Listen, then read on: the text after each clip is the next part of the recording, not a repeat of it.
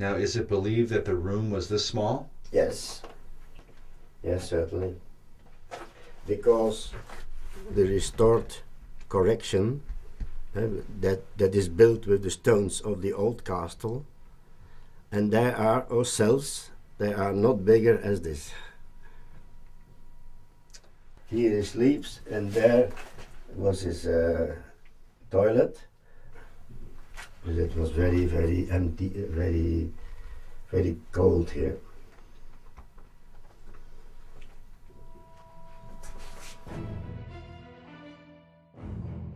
Centuries later, and debates continue about Tyndale's life and death. The European Institute of Protestant Studies even believes that Tyndale was not fully killed by strangulation and continued to suffer while being burned alive. There is even contention about exactly why he was put to death. The only mistake he did that he didn't recognize the Pope as chief of the church, of the Catholic Church. Why was William Tyndale put to death? What's the real history?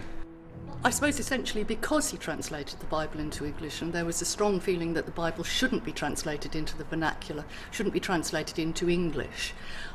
He also fell foul of Henry VIII. From a point where he supported Henry's move towards becoming supreme head of the church, Tyndale moved into opposition to Henry's divorce. He was put to death ostensibly because he was a heretic, because there was great unease about making the Bible available in English where everybody could read it and have their own personal relationship with God, rather than paying attention to the hierarchy of the church, being under the authority of their betters, as it were. There is no question but that the politics of England at this time were complicated. King Henry VIII went to great lengths to achieve an annulment of his marriage to Catherine of Aragon. The term red tape is said to have originated from all the red seals Henry had obtained in his petition to the Pope. While Henry would eventually cast off the papacy and make himself the temporal head of the Church of England, at heart his loyalties were much toward Rome. So much so that he was once cautioned about giving too much honor to the Pope, to which he replied, "There is no such thing as giving too much honor to the Pope." Henry's Lord Chancellor of England at this time was Sir Thomas More, who would become the chief opponent of William Tyndale and his Bible. Sainted by Rome for his undying loyalty to the papacy, More called Tyndale a beast and a hellhound in the kennel of the devil. All in all, More wrote 9 books against Tyndale, filling more than 1,000 pages with arguments and invective against the reformer, and always defending the ultimate authority of the Pope and the Roman Catholic Church. When King Henry made his break with Rome, Thomas More was condemned as a traitor and put to death because of his continued allegiance to the Pope. This may be why Pope John Paul II, in the year 2000, named Saint Thomas More the heavenly patron of statesmen and politicians. This declaration was made on October 31st, which is known as Reformation Day in parts of Europe, the anniversary of the day when Martin Luther nailed his 95 Theses to the church door at Wittenberg. Could this have been intended as a modern-day insult to the Reformation? Some Protestants in Europe found More's patron sainthood disturbing, because Sir Thomas More not only hated Tyndale and spent years trying to hunt him down, but also had a number of his followers tortured and burned to death for heresy. More even had his Chelsea home equipped with stocks and a whipping tree, so he could interrogate heretics himself. More had written, "And for heretics as they be, the clergy doth denounce them, and as they be well worthy, the temporality doth burn them. And after the fire of Smithfield, hell doth receive them, where the wretches burn forever. Protestant historians to this day believe it was More who orchestrated Tyndale's betrayal and execution. But in the end, Tyndale's final prayer would overcome his opponents. Before he died, he famously cried out, "Lord, open the King of England's eyes."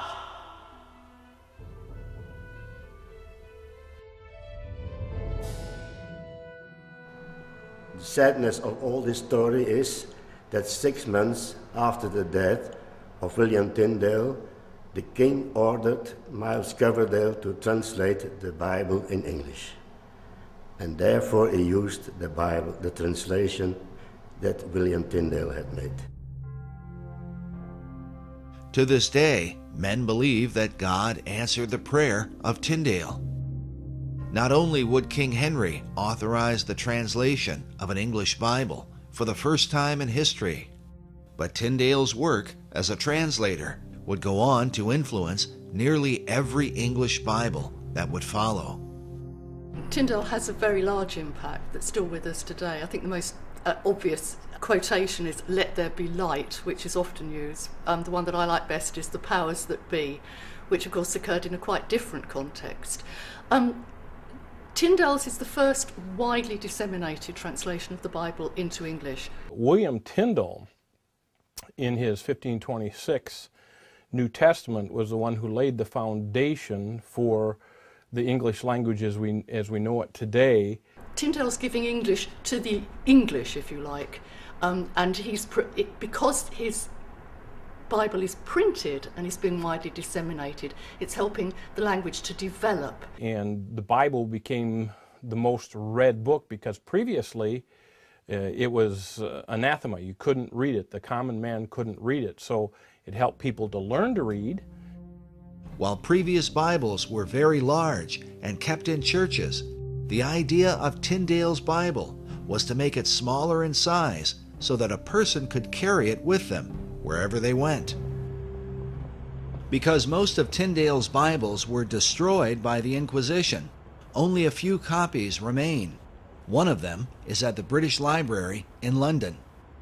Our copy is a very pretty book. It's also a very important book in terms of its language, because although it was printed in 1526, it's so familiar to us still today because it survives in the language of later copies of the Bible, notably the King James Bible of 1611, with which it's usually exhibited in our treasures gallery here, so that people can draw a comparison between the language of the two versions that are nearly 100 years apart in printing. Before his death, Tyndale would also be the first to translate much of the Old Testament from Hebrew into English, including the first 5 books of Moses, then from Joshua to 2 Chronicles and the book of Jonah. While he was not able to finish his Old Testament translation, all his material became the basis of what was called the Great Bible, commissioned by Henry VIII, and the basis for the Geneva Bible that would be known as the Bible of the Reformation. Modern scholars, using computer technology, even believe that some 83% of the King James Bible was based on the work of William Tyndale. What follows are just a few of the well-known biblical phrases that come directly from his translation. Let there be light. Am I my brother's keeper? The Lord bless thee and keep thee. The Lord make his face to shine upon thee. In the beginning was the Word, and the Word was with God, and the Word was God. Our Father, which art in heaven, hallowed be thy name. The signs of the times. The spirit is willing, but the flesh is weak. He went out and wept bitterly. Though I speak with the tongues of men and angels, in him we live, move, and have our being. Fight the good fight. Be not weary in well-doing, and, looking unto Jesus, the author and finisher of our faith. This is the current facsimile of the Tyndale New Testament, and it's approximately the same size as the original, perhaps just a little bit bigger. Need a big pocket for this. The original is definitely a pocket book. Okay. He produces a wonderful translation of the New Testament. The issue is a pocket book of the Bible. That's the idea of your own Bible. Is so familiar to people, but Tyndale is the man who sort of got there